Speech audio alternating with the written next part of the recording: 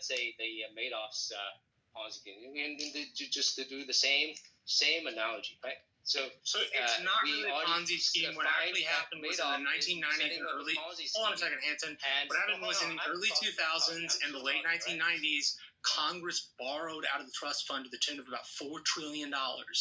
Both the Republican-controlled Congress and the Democratic Congress borrowed $4 trillion out of the trust fund. Now, trust fund gives the impression that it's some sort of protected financial fund. It's not. It's just a column in the government ledger.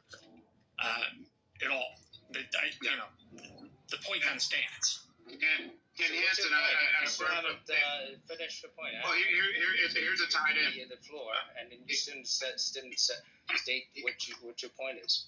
Well, here's a tie-in to Marshall. So, Hanson, your proposal would cost about $80 trillion. Would you want this $80 trillion to all be paid out in 1 year, so the U.S. government is doing like a fire sale, or should it be paid out like over a certain amount of time? Like, how would you handle this $80 trillion expense that you just created? Well, that's a different question, right? You're talking about how we execute it, how we do this, and that's a different question. So long as we agree on the principle, these can be resolved. Hanson, I think my point overall was part of the reason there's not, like, the fund isn't solvent isn't because it's a Ponzi scheme. It's because Congress took money out of the fund. No, it is a Ponzi scheme. Congress and both parties said taking the money off of people who contributed. And what's the difference? I mean, I think the difference is, one, you have to liquidate assets, and the other you don't. So I don't understand why we would liquidate assets.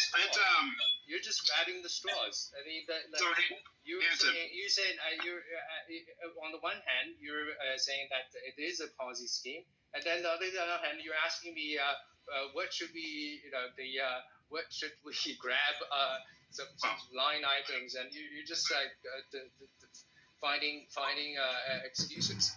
Well, Hanson, I think Marshall actually shared something interesting with you. You could look at this differently. So it's only a Ponzi scheme because of what Congress did. So what if there were a law that you can't pull any money out of Social Security for any other purpose, and that you have to take, with that $4 trillion or $8 trillion you took out of it, you have to put back into it? Then it's not a Ponzi scheme. Well, what's the issue? It is still a Ponzi scheme. Yeah, even if you don't embezzle the fund, it is still a Ponzi scheme. It's a Ponzi scheme all the same, but it made it even worse when you steal it from the Ponzi scheme.